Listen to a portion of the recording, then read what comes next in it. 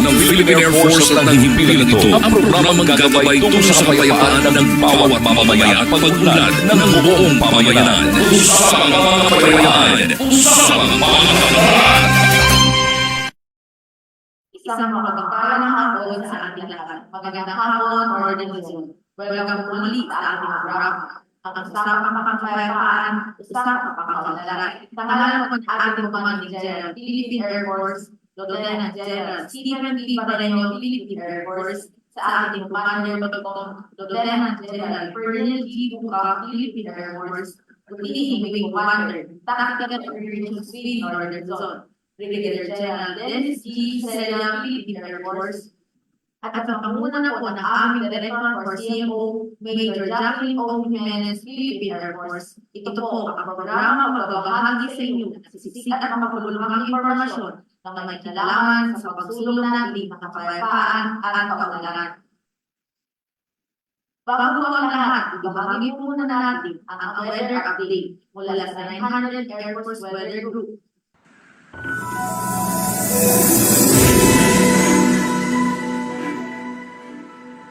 Ngayon pa, Philippine Air Force, para sa ating regional weather update mula dito sa Caracas Weather Station ngayong araw ng Biyernes, 22 March 2020 para sa mga susunod mga araw para sa Northern at Central Luzon. Para sa ating sign of situation, hindi na humihina ang northeast monsoon sa lamang na epekto sa extreme Northern Luzon.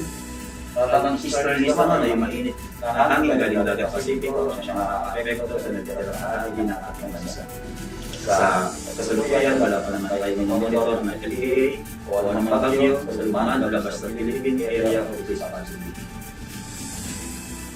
Sa ating general weather forecast, ang northern, pagkakanin sa Central Luzon ay makakaranas ng bahagyang ulap hanggang sa Bulacan na may chance ng mga ulo-ulo mapagdala, mapagulot at mapagkilala sa datang hapon o gabi, ulo siya ng localized thunderstorms. Para naman sa magiging lagay ng panahon sa susunod na tatlong araw dito sa Caracas, Pampanga, Pasay, Pampanga, Togobri, Tarlac, Sierra, Tarlac, Togban, Baguio, Walas Air Station, Lagnon, Paredes Air Station, Ilocos Norte, at Togbayan, simula bukas hanggang sa darating na Lunes, ay posibleng makaranas ng mga bumulak hanggang sa mabulak ng langyan ay may chance ng mga gulo-gulo kapagdalan, makagulo at makagilalan. Ang araw ay sumikit ang kaninang 0600 at lulubang mamaya ng 1808. Monthly illumination, 90% increasing. Ang India Power Group Commander, Colonel Alfredo G. Antonio Jr., Philippine Air Force MSA.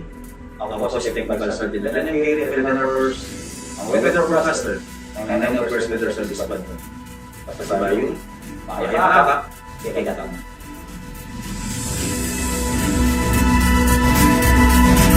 Maraming salamat po. Ating programa ngayon ay kasalukuyan rin mapapanood sa Facebook page ng Town. I-search na lang po ang Up Northern Luzon. Sa pagsisimula, para sa aming Director for CMO, maaari din po na kayong bumagi sa mga nakatakilig ngayon at itakilala natin ang mga makakasama natin sa araw ito. Magandang hapon at magandang buhay po sa ating lahat, lalong-lalo na po sa ating mga tagapakinig at tagatangkilig. Ang programang ito ay napapakinggan din po sa radio stations ng DZTC Radio Filipino Tarlac, tuwing Sabado ng alas 11 hanggang alas 12 ng tanghali at sa GVAM 792 tuwing Sabado alas 5 hanggang alas 6 ng hapon.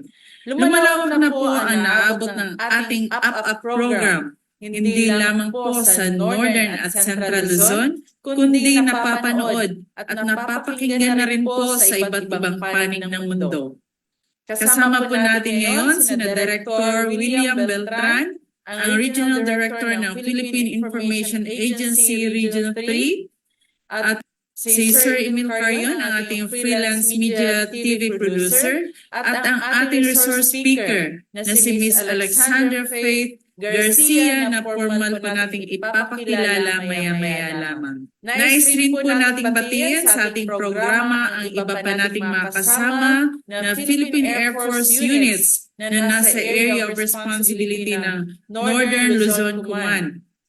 Narito ang Air Defense Command, Air Logistics Command, Air Force Reserve Command, 4th Maintenance Wing, 420th Supply Wing, 5th Fighter Wing, 355th Aviation Engineer Wing, 2nd Air Reserve Center at 600th Air Base Group.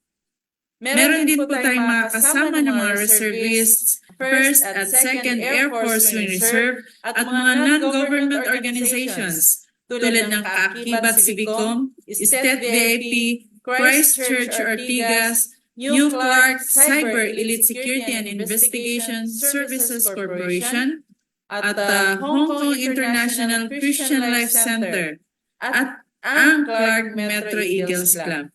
At kasama rin po natin ang Tactical Operations Groups 1, 2, at 3. At syempre katuwang rin po natin sa ating programa ang First CRG, CRS, AFP.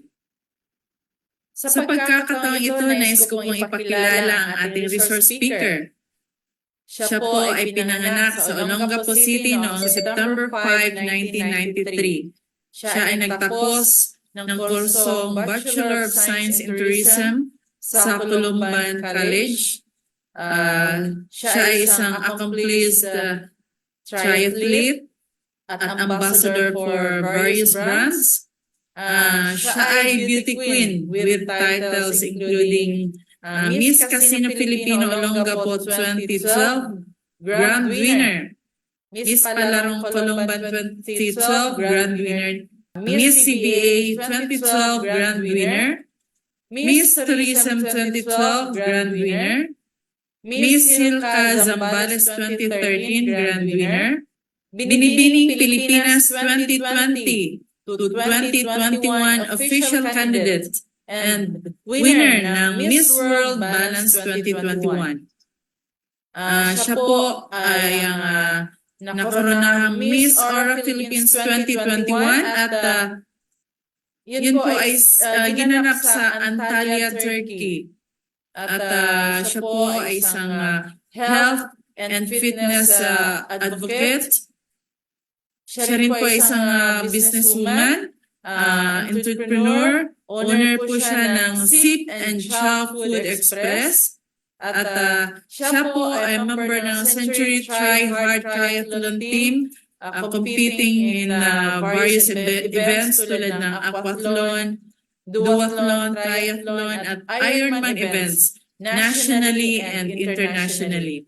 At siya po ay ambassador ng Department of Agriculture for Food Security. At ang ating resource speaker ay partner stakeholder din po ng Tactical Operations Wing Northern Luzon na kadalasan ay sponsor po natin kasama ang kanilang team ng State VIP. Sinasamahan po nila tayo sa ating mga outreach activities, lalo-lalo na sa mga IP communities.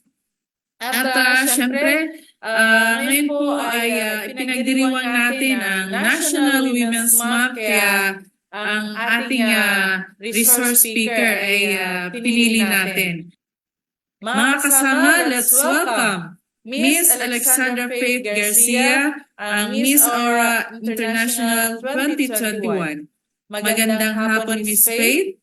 Maaari niyo munang batiin ang ating mga taga-pakinig at ating mga masugid na taga-subaybay. Thank you po sa pag-introduce po sa amin at magandang hapon po sa inyo lahat at isa pong karangalan na maging guest niyo po ngayong hapon na ito. Ayan, maraming salamat po. Sir Will, ngayon po, ito na po ang pagkakataon na makapanayam po natin at makausap si Miss Alexandra Faith Garcia, sir. Magandang hapon sa iyo, Major Jackie. Magandang hapon po sa lahat ng mga kasama natin. And of course, sa lahat po ng mga taga-subaybay ng ating programa dito sa Up Central Luzon, Up Northern Luzon.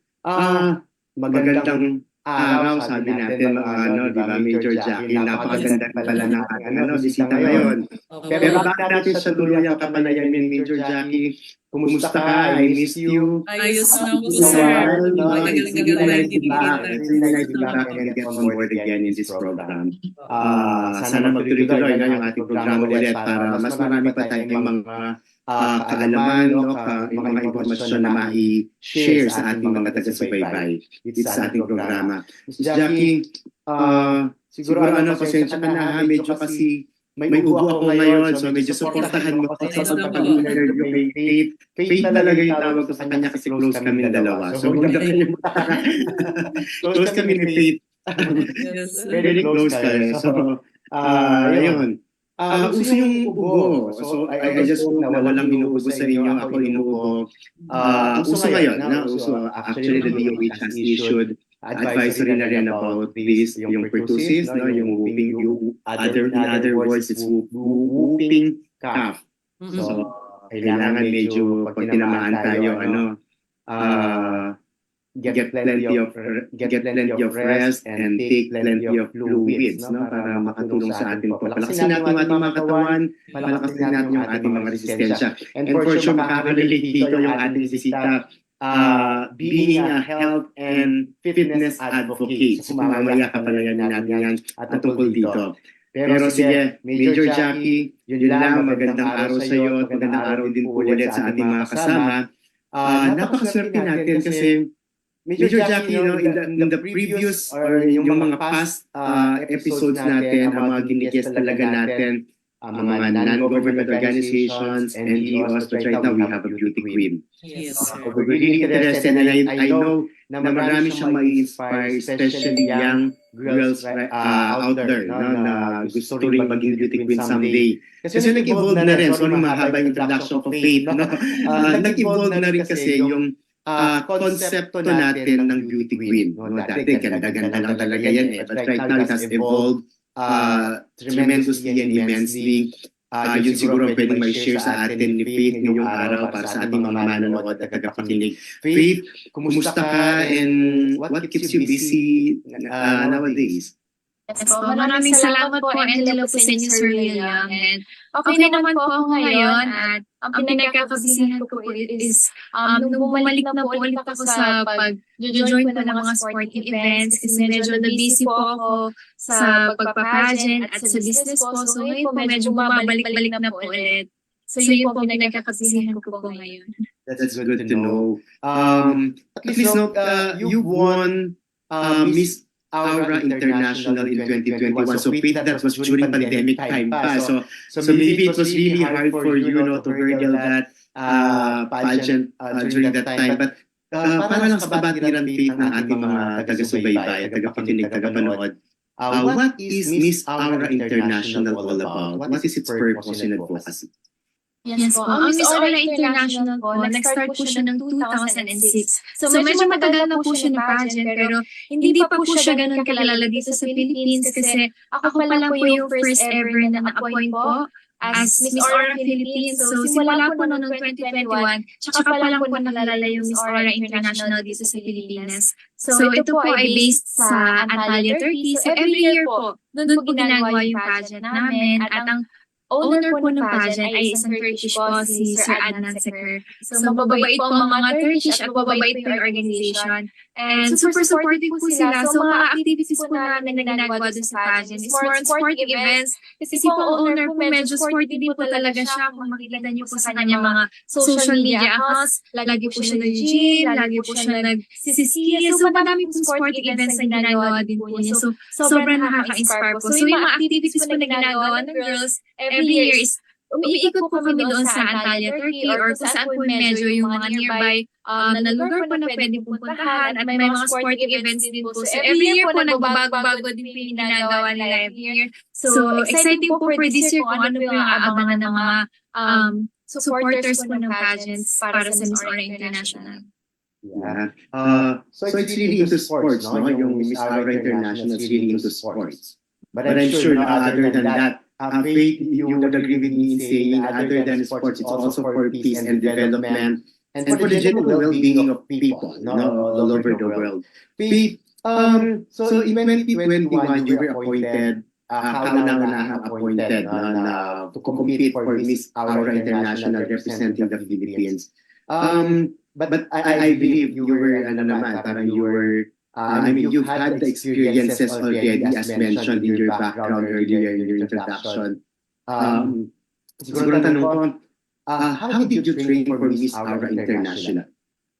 Yes po, ito po lang po ng yun po sa journey ko. So, sumali po ako ng Binibining Pilipinas ng 2020 at kami po yung batch na naabutan po ng pandemic. So, during that time po, normally talaga, ang Binibining Pilipinas, natatapos na siya ng 3 months, pero since nagka-pandemic po nung time na yun, tinapos po namin ang pageant ng 1.5 years. So, sobrang tagal po ng preparation namin hanggang dumating kami sa coronation night.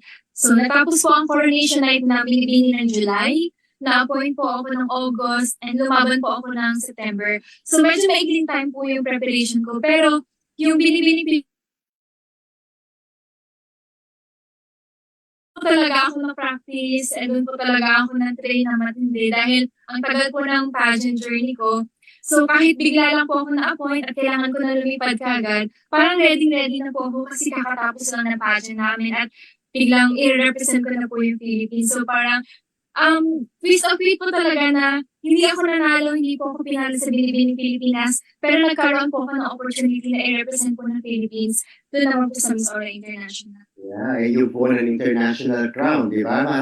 So you na-hone talaga yung pageantry skills mo, Faith, during the Binibining Pilipinas, yung Binibining Pilipinas stint mo, no? So talagang, kasi mahaba nga naman, so even your public speaking skills, not just your yung lakad-lakad na, yung mga ganun. So, even your, yung mga communication skills talaga na-hone during that time.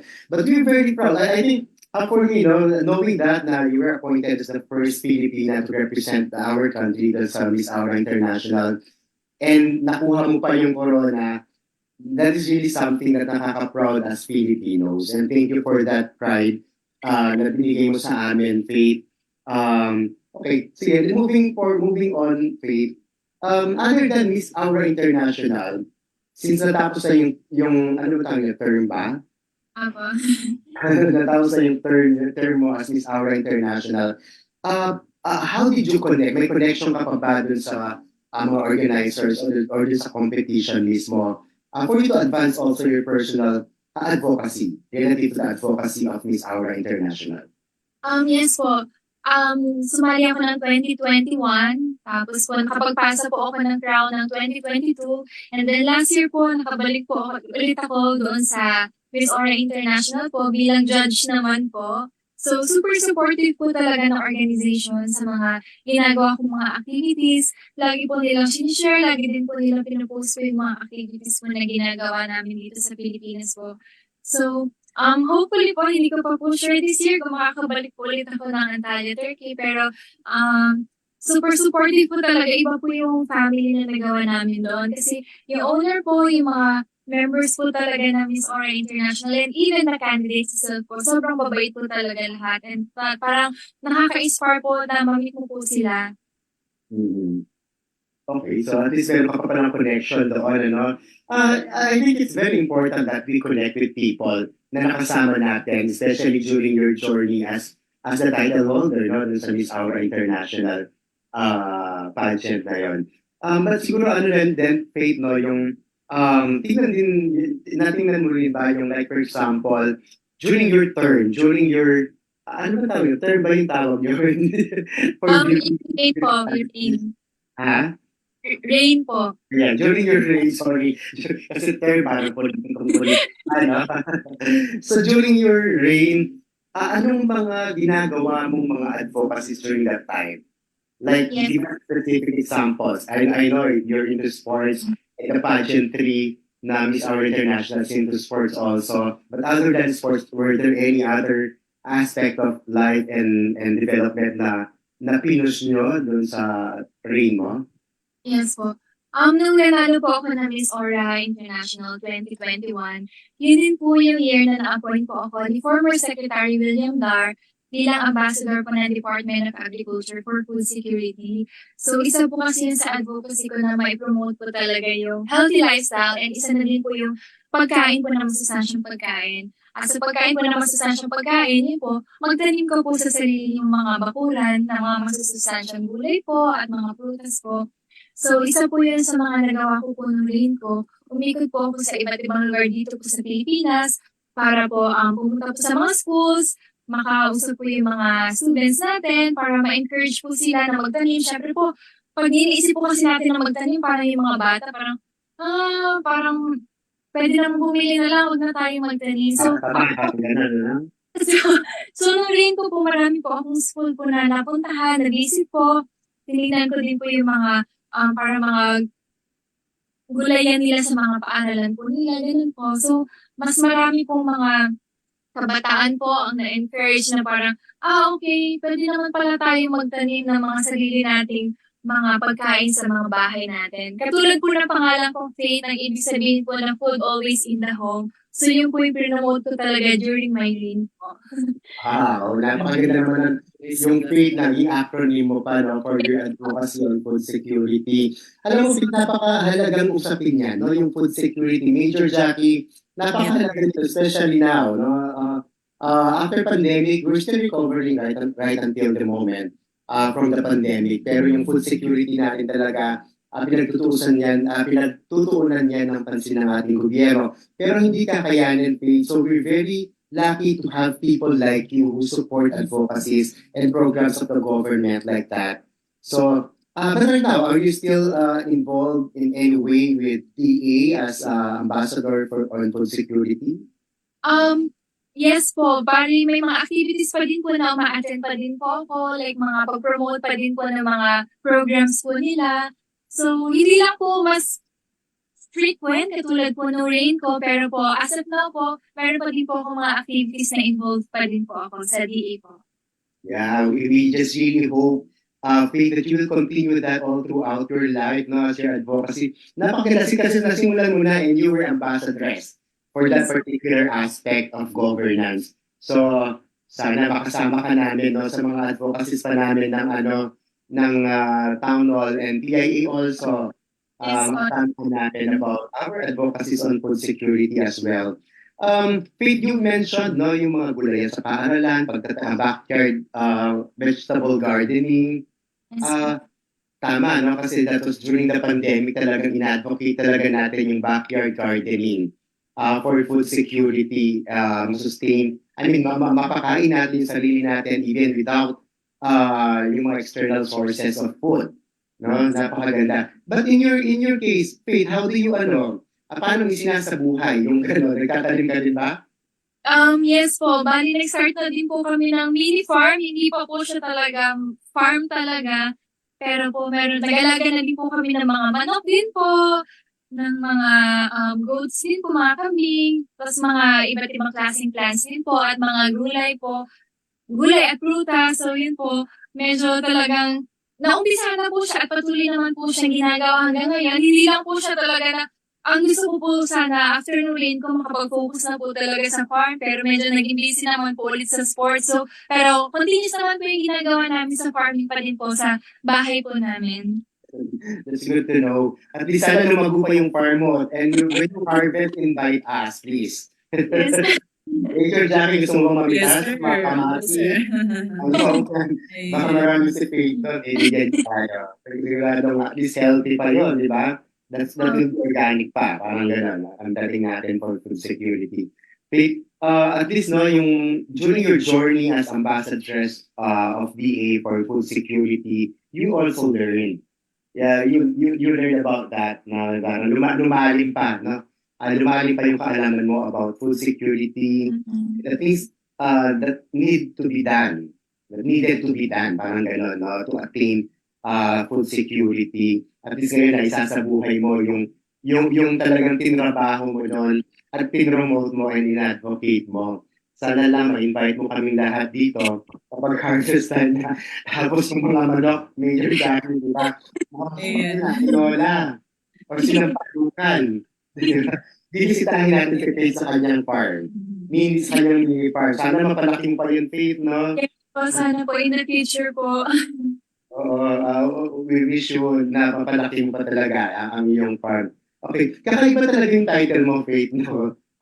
Kasi a lot of beauty pageants are into, ang advocacy talaga nila is goodwill. Well, of course, sports is also goodwill, part of goodwill pa rin. Pero a lot of them are on development, are on, advocacies that will elevate people's lives and their morale. Although yours is medyo, hindi naman taliwas, but somehow kakaiba pa rin siya because it's into sports. How relevant is sports into beauty pageants? Siguro, pag tinignan mo po siya talaga magkaiba po siya. Pero in terms of training po, grabe po ang self-discipline na naituro sa akin ng beauty pageant at ng sports. Parehas po sila na mahirap. Kailangan mo talaga na mag-focus po parehas sa ginagawa mo sa sports, like in training po, at sa beauty pageant din po. Hindi po alam ng mga tao na parang pag sinabi po kasi beauty queen or beauty pageant, parang, okay, magpapaganda ka lang. Parang gano'n lang. Pero maliban pa po doon, marami pa po talagang bagay na ginagawa. Like in training po namin, sobrang hirap po talaga. Na nung nag-training po ako, sinasabi ko na lang sa sarili ko na, buti na lang athlete ako. Kasi kung hindi po talaga, sobrang hirap po. Like, madami po akong girls na nakakasabay sa training. Minsan nahihilo po talaga sila sa training or minsan nagko-collapse po sila sa training kasi mahirap po. Ang mga beauty queens po ay athlete na din po. Dahil sa training po na pinagdadaanan namin. So, iba po talaga yung self-discipline na na-hone po bilang isang athlete at bilang isang beauty queen. So, even though magkaiba sila, parehas po talaga na pinagdadaanan at parehas po yung determination at self-discipline na magagawa po ng parehas na fields. Mm-hmm. It's good that you have a very good stamina para ma-handle yung mga ganyang situations na stressful. So yung siguro na ano mo yun because your background is really to sports. So talagang na-build yung stamina mo, na malakas talaga yung stamina mo para yung pagdinaanan mo yung mga stages na yun, hindi ka kagad mahihilo. Just like some other girls. So, kaya Major Jackie, Yes, sir. Yung ibang kababaihan, sir. Pero right now, Faith, meron bang local pageant ang Miss Aura International dito sa ating bansa? Wala naman. Or just really appointed? Ako po yung first time po. So, nung year ko po, is na-appoint lang ako. The following year po, nagkaroon na ng pageant na Miss Aura Philippines. Tapos, after a year po, nagkaroon po ulit. Pero this year po, iba na po kasi yung franchise holder ng Miss Aura Philippines. So, kinuha na po yung winner sa The Miss Philippines. Same organization po ng Miss Universe Philippines. So, may na-appoint na din po sila kasi parang may winners na po sila and then binigyan na po sila ng iba't ibang crown. And then namit ko na din po yung Miss Aura Philippines natin this year. And runner din po siya. So, super happy po ako na parang same background po kami, same interest po kami. So, talagang full support naman po kami sa kanya sa darating niyang competition. Anong in-advise mo naman sa kanya, Faith, sa darating niyang pageant, international pageant? Opo, in-advise ko sa kanya na i-enjoy niya lang po yung pageant. Kasi parang once in a lifetime lang po yung opportunity. Hindi naman po lahat ng girls na bibigyan ng opportunity na sumali ng ilang beses sa international pageant. So sabi ko sa kanya, i-enjoy niya lang yung pageant na yun. And gawin niya pa din po yung best niya. Since medyo maaga pa naman po at may time pa din po siya, mahaba po yung preparation niya para sa international pageant niya. And then, yun po, nagkwento na din po kami sa mga experiences namin dun sa Miss Aura International journey namin para magka-idea na din siya kung what to expect, ano kaya yung kailangan niya gawin, at ano yung mga kailangan niya pong i-prepare para sa pageant niya. Mm-hmm. Pero at least no, ngayon medyo post-pandemic na tayo, so she will really enjoy. Unlike I don't know if you really enjoy that much. I know you enjoy, pero hindi kayo makagala siguro during that time in Turkey because of restrictions.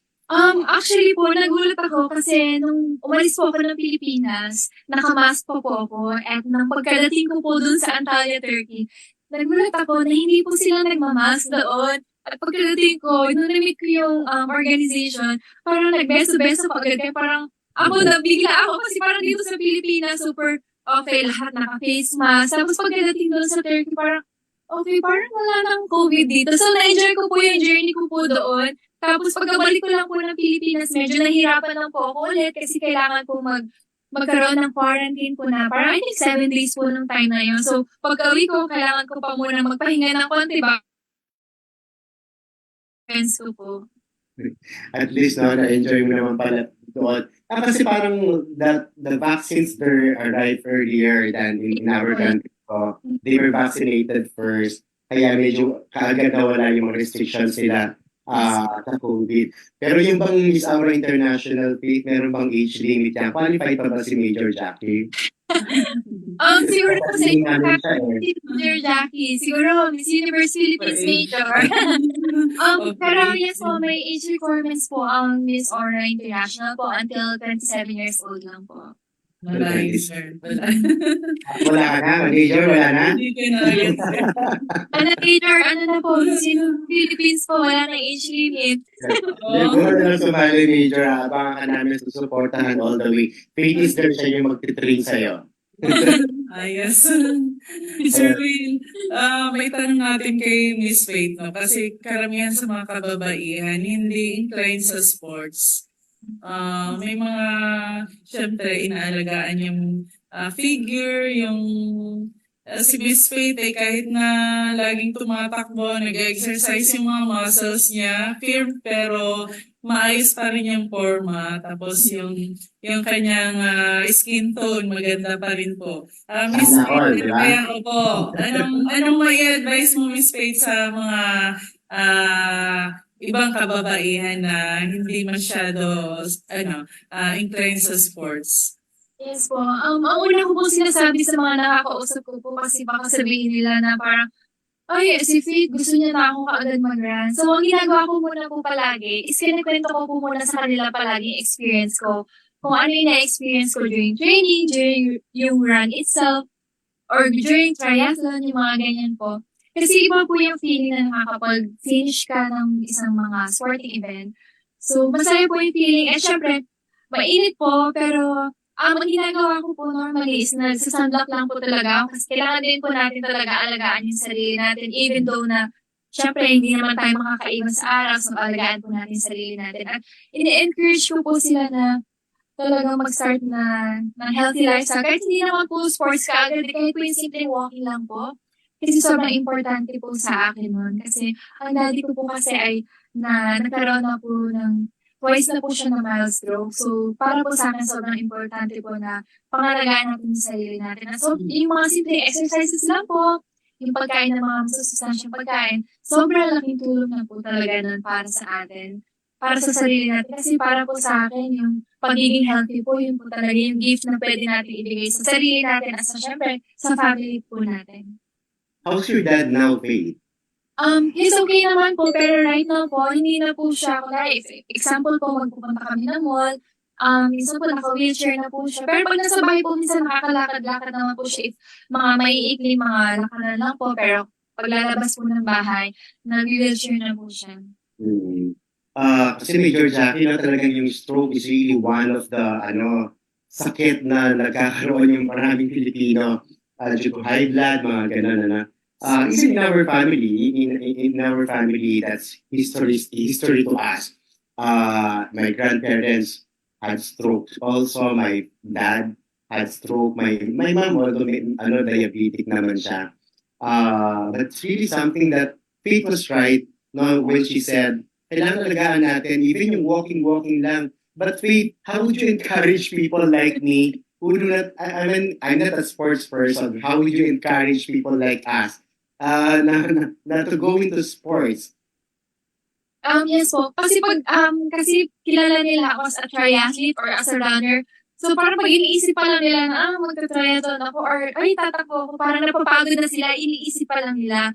So ini-encourage ko po, like if for example po may kakilala kayo na tumatakbo or mga kung anong sports ang ginagawa nila, parang magtanong po kayo kung ano yung mga advices na pwede niyong gawin, panimula pa lang po. For example yun po, pag simpleng lakad lang po, mag-umpisa kayo ng okay, 15 minutes walk muna ngayon, next week ay 30 minutes naman, sa susunod mga siguro 45 minutes na, parang gradually po natin i-increase natin yung time. Kahit hindi lang po yung distance kasi minsan syempre medyo mahirap po talaga kung isipin mo na malayong lakaran. Pero yung time lang po kahit 15 minutes, 30 minutes every day po, sobrang laki importansya po nun. Like yung daddy ko po ngayon, even po na mild stroke na po siya, once in a while po, nagsiswimming po siya kasi yun po yung advice ng doctor niya. So, sobrang importante po, even na may na-experience ka na po ng mga ganun po, talagang ina-advise po talaga ng doctor na gawin mo siya. Kasi, para alam mo yun, medyo umiwas tayo sa mga maintenance na gamot, para continuous mo pa din po magagawa yung mga bagay na ginagawa mo ngayon. Kasi as we age po talaga, hindi na po natin, may mga restrictions na po tayo na hindi na natin magagawa yung normal natin ginagawa. So, umpisahan mo na ngayon kasi pagdating ng araw, huwag mo na antayin na sasabihin ka pa ng doktor mo na, oh, kailangan mo na gawin ito, kailangan mo na mag-exercise.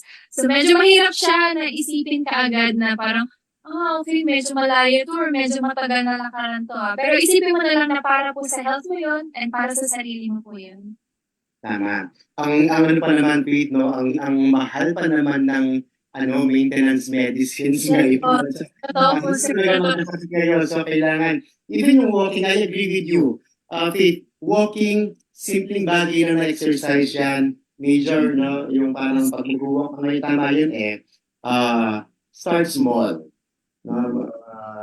Konting steps ka lang muna, siguro mga 5 minutes and then kasi mapapagod ka kaagad pag hindi ka sanay, no? Especially for brisk walking. Mapapagod ka kaagad.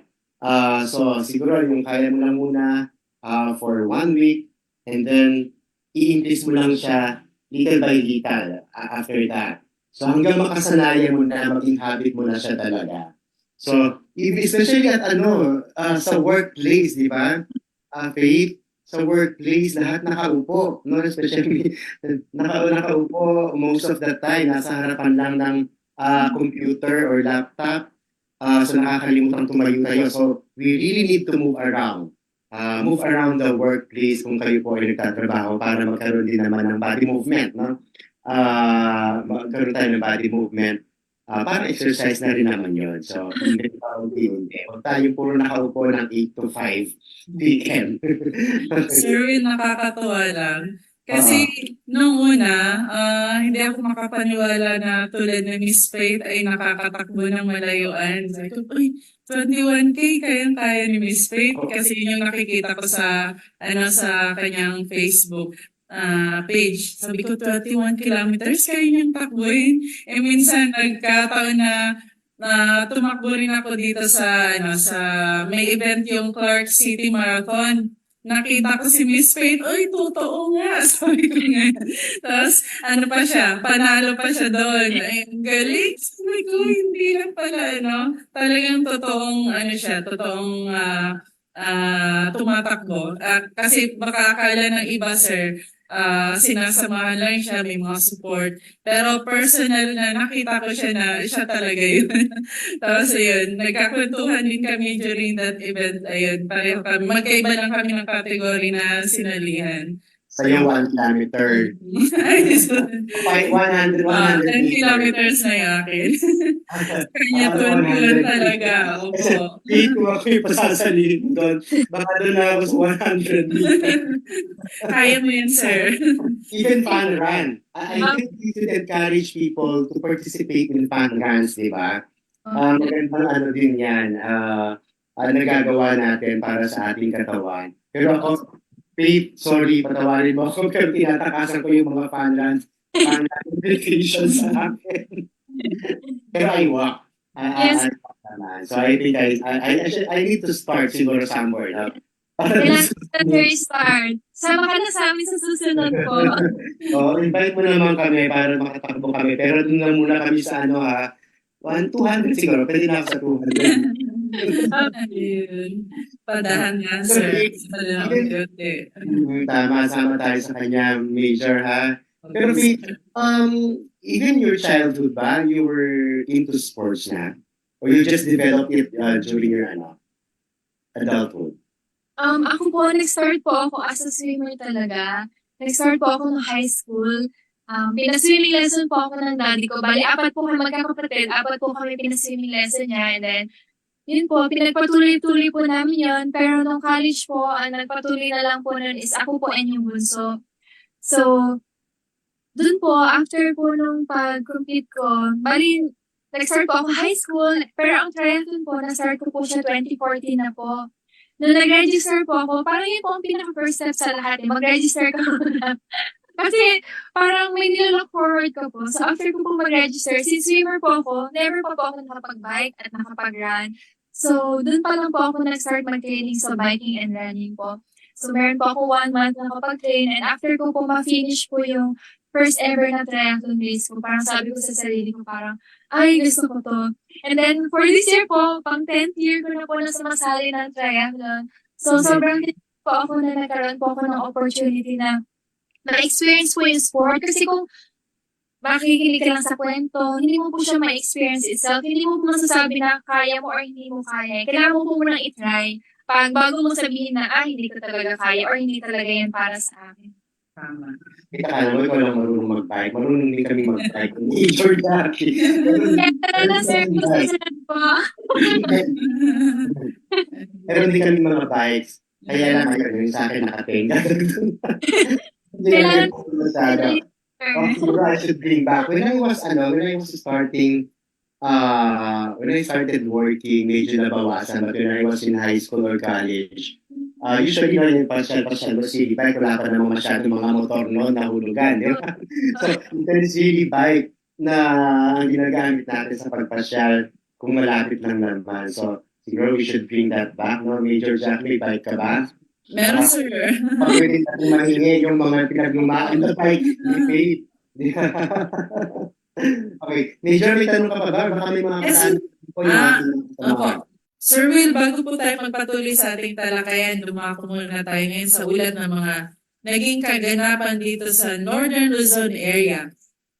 Narito po ang ating mga balita.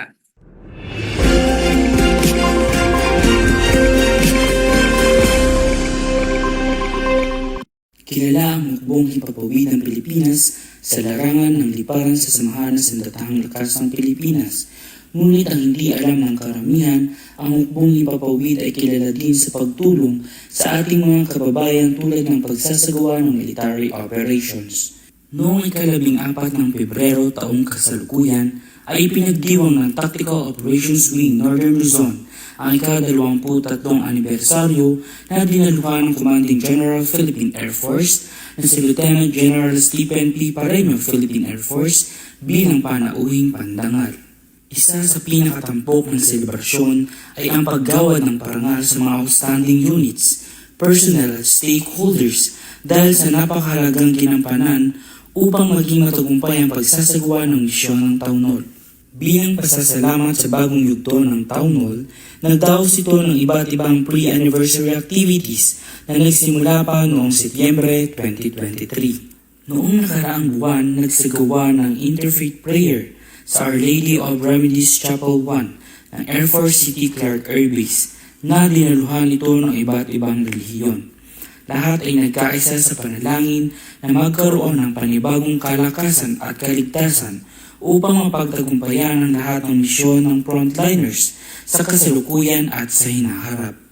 Nagsagawa rin ng 2 araw na medical at dental outreach sa munisipalidad ng Basco, Batanes mula ika-15 hanggang ika-16 ng Marso taong kasalukuyan. Ito ay matagumpay na naidaos sa tulong at serbisyo na hinandog ng Remote Area Medical. Katuwang din natin dito ang mga stakeholders tulad ng Makati Medical Center Foundation, Project Wheelchair, Century Pacific Group RSPO Foundation Incorporation, Recreational Outdoor Exchange, PMA PAF 91 Ladies, Fort Marine Brigade, at Batanes LGU. Pinungunahan din ni Brigadier General Dennis G. Estrella, Philippine Air Force, Wing Commander ng Town Hall, ang pag-abot ng mga medical items para sa nasabing probinsya at pagbigay ng mga laruan, tsinelas at iba't ibang school supplies. Ang mga nasabing medical na kagamitan ay binahagi sa mga barangay health workers upang makatulong sa kanilang patuloy na pagmamonitor sa kalusugan ng kanilang kababayan. Nasa kabuuang 359 na ibatan ang natulungan at nabigyang lunas ng ating mga doctor volunteers sa isinagawang medical at dental outreach. na kung saan kahit malayo man ay nakakarating ang handog serbisyo ng hukbong himpapawid ng Pilipinas katuwang ang ating mga stakeholders. Bukod dito, bilang pakikiisa sa pagliriwang ng National Women's Month ay nagkaroon ng Zumba Marathon sa Air Force City Challengers Field na pinangunahan ng Tactical Operations Wing Northern Luzon. Ito ay bilang pagkilala at pagbibigay-pugay sa mga kababaihang nasa likod ng iba't ibang sektor dahil sa kanilang kontribusyon at patuloy na paglilingkod at pagbibigay serbisyo para sa bayan. Naging masaya ang mga nagsipagdalo sa nasabing Zumba Marathon kung saan napuno ng galak at ngiti habang isinasagawa ang ehersisyo sa pamamagitan ng pag-indak at pagsayaw. Mula sa frontliners, makakaasa po kayo na ang hukbong himpapawid ng Pilipinas ay laging alerto at handang magbigay serbisyo sa sinumpaang tungkulin para sa ating kapwa Pilipino. Ang inyong kasunduluhan ay patuloy na magbibigay seguridad para sa kaligtasan at kaayusan nating lahat. Mula dito sa Clark Herbis, Pampanga, ako po si frontliner Eli Abinoha, nag-uulat para sa kapayapaan at kaunlaran. Magandang araw mga minamahal naming kababayan. Para sa mga kaganapan sa buwan ng Pebrero taong 2024, mula sa tahanan ng Defenders ng Hukbong Himpapawid ng Pilipinas, ang Air Defense Command ay nakapagtala ng iba't ibang aktibidades sa larangan ng civil military operations. Ito ay ang mga sumusunod. Philippine Air Force Civil Military Operation Intervention Activities sa Barangay Pampang, Angeles City, Pampanga, Campus Peace and Development Forum, Usapang Pangkapayapaan, Usapang Pangkaunlaran o APA Pampanga, Stakeholder Engagement with Philippine Space Agency, PhilSA, School Supplies Donation Activity sa Malasa Integrated School, Dakdak Elementary School sa lungsod ng Bomban, Tarlac, Blood Donation Activity with Pampanga Masonic Lodge No. 48 Temple. Nagtungo ang POPCM Intervention Team o POPCIT ng Air Defense Command sa Barangay Pampang, Angeles City, Pampanga, noong ika-12 ng Pebrero taong kasalukuyan para makipag-ugnayan patungkol sa peace and orderly situation sa barangay. Dito ay nakapanayam ng Air Defense Command POPCIT si Honorable Carlos P. De La Cruz, Barangay Captain ng Pampang, Angeles City, Pampanga, na pag-usapan patungkol sa pagtapon ng basura sa gilid ng kalsada na isa sa mga pangunahing ikinahaharap ng kanilang barangay at malugod na pinaunlakan ang hiling ng HADC POPCIT na maging katuwang sa paglilinis.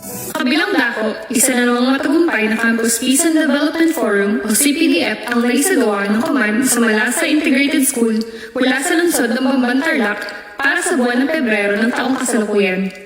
Mahigit 427 at 400 estudyante at guro ang lumahok sa nasabing forum na layunin na magbigay ng impormasyon sa mga kabataan at mag-aaral na nauukol sa mga taktika ng panlililang at recruitment ng mga lawless elements at protektahan sila mula sa pagsali sa armadong kikibaka laban sa gobyerno.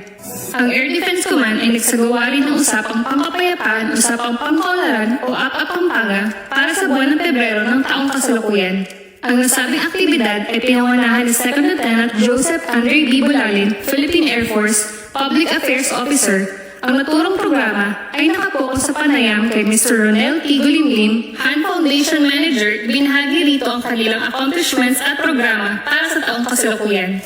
Sa kabilang dako, isa na namang matagumpay na stakeholder engagement activity ang isinagawa ng command through video teleconferencing kasama ang Philippine Space Agency, PhilSA, noong ika-15 ng Pebrero taong kasalukuyan. Sa pangunguna ni Engineer Michelle Felicin, ibinahagi rito ang kanilang accomplishments at programa para sa taong kasalukuyan upang magbahagi ng karagdagang kaalaman at magbigay ng impormasyon para sa ikaunlad ng Air Defense Command. Ang Air Defense Command ay nagsagawa rin ng School Supplies Donation Activity sa Malasa Integrated School, Dakdak Elementary School, noong ika-22 ng Pebrero taong kasalukuyan mula sa lungsod ng Bomban, Tarlac, sa pangunguna ni Mr. Rodel T. Gulimlim, Han Foundation Manager, namigay ng mga gamit sa paaralan upang maisakutuparan ng mga estudyante ang kanilang kagustuhan at munting pangarap na makapagtapos ng kanilang pag-aaral sa lungsod ng Bomban, Tarlac. Ang Air Defense Command ay nagsagawa rin ng blood donation activity kasama ang Masonic Lodge No. 48 Temple noong ika-24 taong kasalukuyan upang magbigay ng donasyon para sa mga kababayan nating nangangailangan ng dugo at maging lunas sa kanilang karamdaman. Mahigit 8,800 ang kabuang bags ng dugo ang nalikom at malugod na pinasalamatan ng Air Defense Command sa naisagawang pagtulong. Sa ngalan ng aming Commander, Air Defense Command, Major General Fabian M. Pedregosa, Philippine Air Force, ako po si Sergeant Dina L. Pineda, 9192 Philippine Air Force, nag-uulat. Magandang araw sa inyong lahat. Narito ang mga naging kaganapan mula sa Free Fighter Wing, Home of the Fighters. Noong ika-16, ika-20 at ika-21 ng Pebrero taong kasalukuyan, ang Free Fighter Wing kasama ang National Intelligence Coordinating Agency, Region 3, at Municipal Police Station ng Porac ay nagsagawa ng Campus Peace and Development Forum sa Porac Model Community High School, Porac National High School at St. Catherine Academy, Porac, Pampanga. Ang mga aktibidad na ito ay isang programa ng mga ahensya ng gobyerno para matigil ang pag-recruit ng mga CPP, NPA, NDF sa mga kabataan. Noong ika-13 naman ng Pebrero, ang 5th Fighter Wing ay nakiisa sa bloodletting activity ng 540th Air Base Group at ng Jose Binigad Memorial General Hospital sa Transit Facility 2, Basa Air Base, Florida Blanca, Pampanga.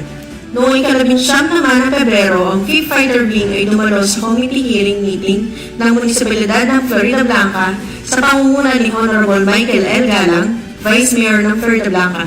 Ang nasabing meeting ay patungkol sa pagsusuri ng ordinansa o regulasyon ng drone at non-flying zone para sa mga unmanned aerial vehicle at kites.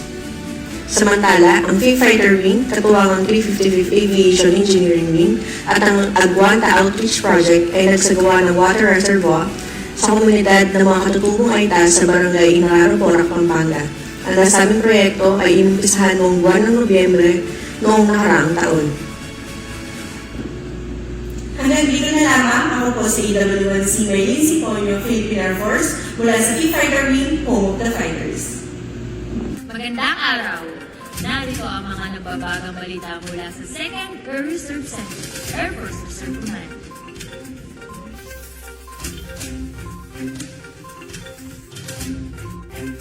Ito lamang Pebrero 27 hanggang 27 taong kasalukuyan, nagsagawa ng Batanes Mission ang Air Force Reserve Command sa pangunguna ni Brigadier General Llewellyn Banaag, Philippine Air Force Deputy Commander, Air Force Reserve Command, Colonel Maribel D. Manambao, Philippine Air Force, MNSA, Commanding Officer 2nd Air Reserve Center, at Major Lusteta Rabilo, Philippine Air Force, Command CMO, ay nagsagawa ng reservist advocacy sa Batanes Island.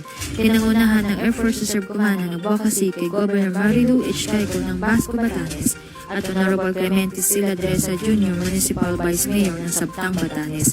Layunin nito na mapalawak ang kaalaman ng mga residente tungkol sa Republic Act 1777 o ang Reservist Law at mapalakas ang bilang ng reservist sa Area of Responsibility sa Batanes. Nagsagawa din ng isang outreach program katuwa ng ilan nating reservists sa First Wing Reserve at mga stakeholder na nagbigay tulong sa mga kabataan. Humigit kumulang nasa 700 kagamitan sa pag-aaral ang naipamahagi. Ito ang kauna-unang pagbisita ng Air Force Reserve Command sa Batanes. Kasunod nito ay nagsagawang muli ng pagpupulong sa Vice President at NSTP Coordinator ng University of Baguio para sa mandatory ROTC. Ganon din ay nagpatuloy ang 2nd Air Reserve Center sa mga reservist advocacy sa Zambales at sa General Manager ng The Plaza Lodge, Baguio City. Layunin nito na makikayatin silang maging top reservist at makatulong sa mga bayan. Patuloy din ang 2nd Air Reserve Center sa mga aktibidad lalo na sa civil-military operation.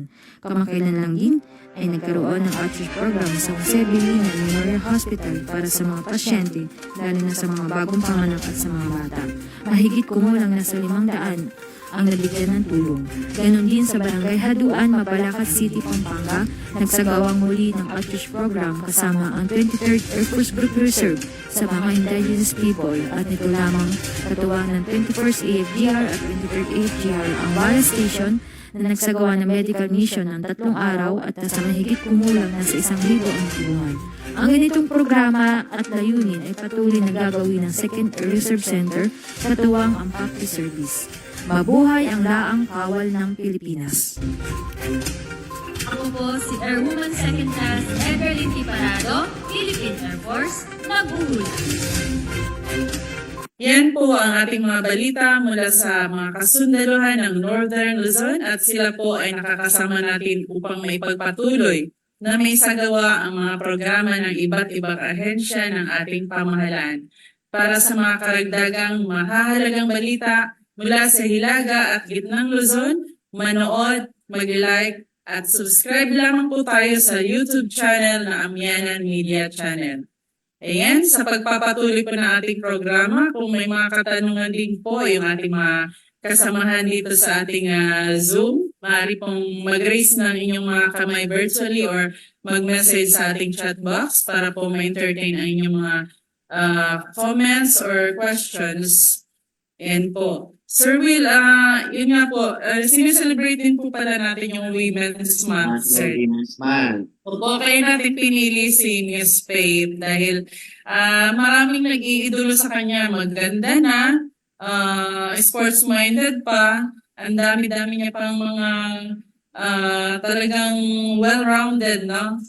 Well-rounded lady o beauty queen. Talagang maraming nag-iidolo sa kanya. So, ang kagandahan din po ng Sir Will, yung kung dahil nga po din siya ambassador ng sa Department of Agriculture, sa food security, ganun din sa sports. Nai-relate din po natin sa usapang kapayapaan at kaunlaran. Siyempre kaunlaran kasi yun po yung na sa advocacy niya na food security, nakakatulong din po siya na maturuan yung ating mga kababayan kung paano sila magsimula sa small backyard lang po nila na pagtatanim-tanim, mga pag-aalaga ng mga manok, mga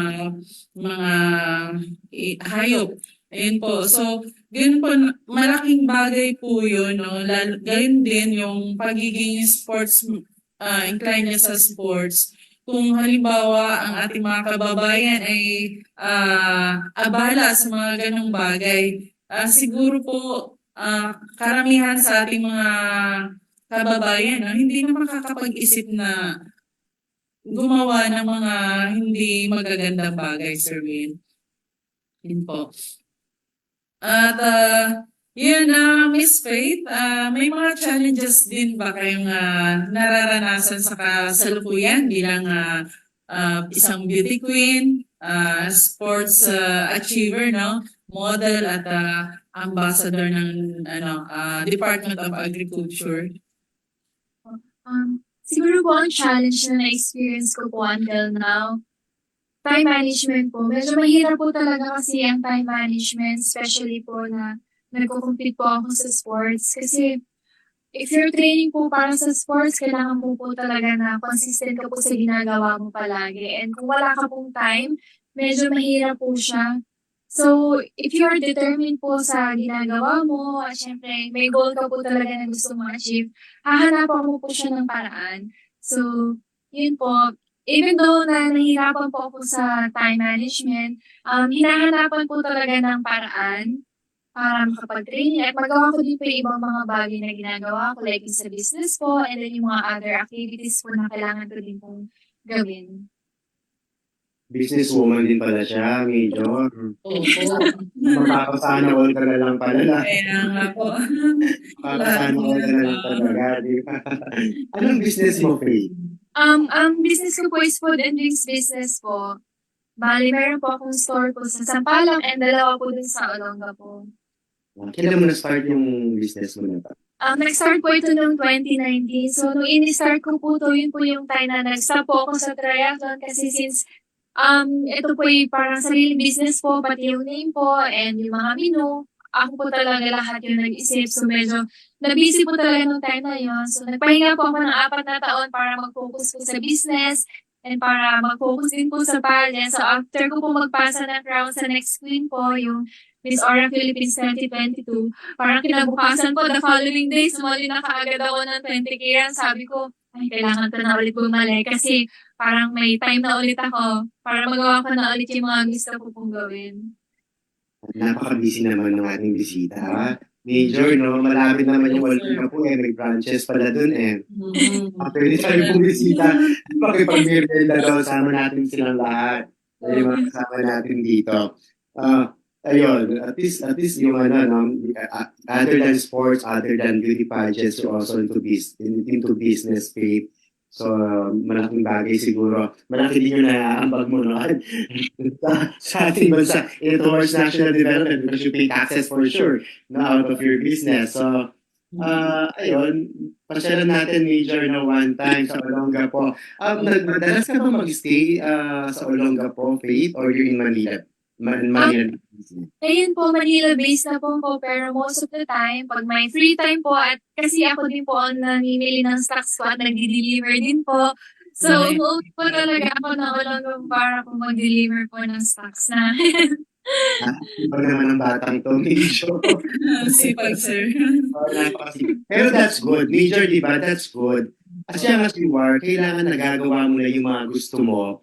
Yung mga, hindi lang gusto, pero syempre yung mga nagagawa mo dapat, ay yung mga magaganda naman, no? Nakapakipakinabang, hindi lang sa sarili mo, pero kundi para sa ibang tao din, yung nagagawa mo. Kasi hindi lahat ng panahon, Major, ganyan tayo kabata.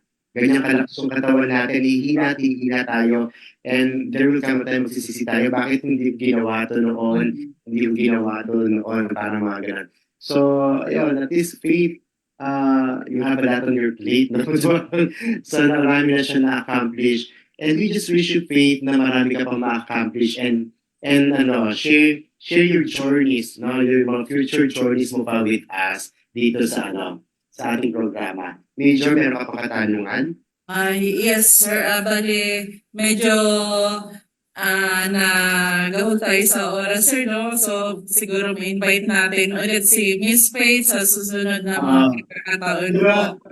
When we invite her next time, meron na siya mga video footages ng kanyang mga activities, and even yung farm. Give us some video footages of your farm, please, para ma-encourage din kami na backyard gardening, business. farming.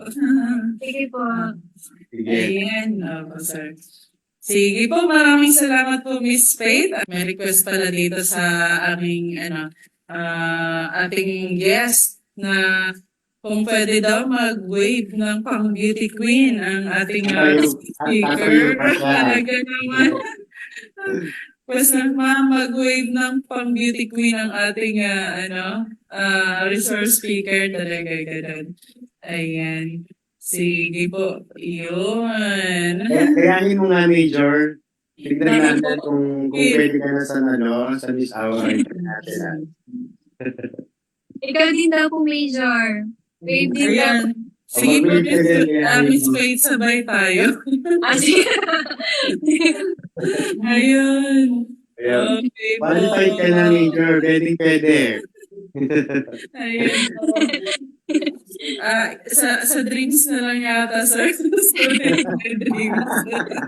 Sabay ganun. Opo. Ayun, Miss Faith, no, talagang maraming salamat sa pagpapaunlak mo sa bilang resource speaker sa ating programa na Usapang Pangkapayapaan, Usapang Pangkaunlaran, Northern Luzon. May mensahe pa ba kayo para sa ating mga taga-subaybay o ating mga kababayan? Yes po.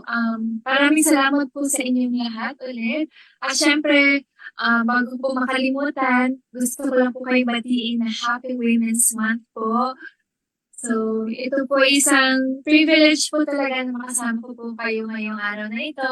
Maraming salamat po sa pag-imbita sa akin at ma-share ko po ng kaunti yung story po ng buhay ko. Thank you po. For sure, Faith, naka-inspire ka ng maraming tao and particularly maraming kababaihan sa ating lipunan. So, thank you very much, Faith. We really enjoyed talking with you, and we just really wish you the best of luck in every endeavor you will do in the future, now and in the future. And we will wait for your invitation, Faith, to your farm when you harvest. Di ba, Major? Yes, sir. Apo, sir.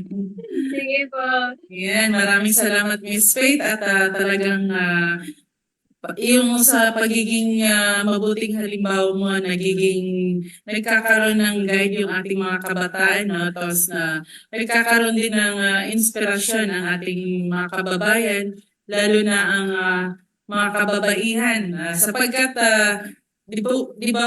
di po ba yung mga kababaihan na katulong natin sa kaayusan at kaunlaran ng ating bansa. Kaya kung nais nating maging maganda yung ating kinabukasan, so yun po, sa magandang halimbawa na ipinapakita ni Miss Faith, pwede na nating masimulan ngayon at sapagkat ang paghahanda para sa ating kinabukasan ay talagang ngayon ang tamang panahon at yung sa mga nabanggit ni Miss Faith kanina, yun din po ay mga tamang pamamaraan upang masimulan nating baguhin na maging maayos yung ating buhay. Maraming salamat din po sa lahat ng mga kasama natin sa programang Usapang Pangkapayapaan, Usapang Pangkaunlaran Northern Luzon. Sa pamamagitan ng ating programa, nakakarating po sa mga malalayo at liblib na lugar ang ating impormasyon. At sa ating mga mahal na kababayan, mahal po namin kayo at narito lamang po kami handang tumulong. Wala po tayong ibang pinangarap kundi mamuhay ng maayos at maunlad kasama ang ating mga mahal sa buhay. Sa muli, magandang hapon po, Happy Women's Month at pagpalain po tayong lahat ng poong may kapal. Maraming salamat po. At dito na po nagtatapos ang ating programa sa hapon ito. Maraming salamat din po sa ating manaugin at mga taga-taban. Mula po sa Town Hall, ito po ang programang Up Northern Luzon para sa patuloy nating pagtutulungan upang isulong ang kapayapaan at kaunlaran. Inihahandog ng Philippine Air Force at ng himpilang ito ang programang gagabay tungo sa kapayapaan ng bawat mamamayan at pag-unlad ng buong pamayanan. Usapang Pangkapayapaan, Usapang Pangkapayapaan.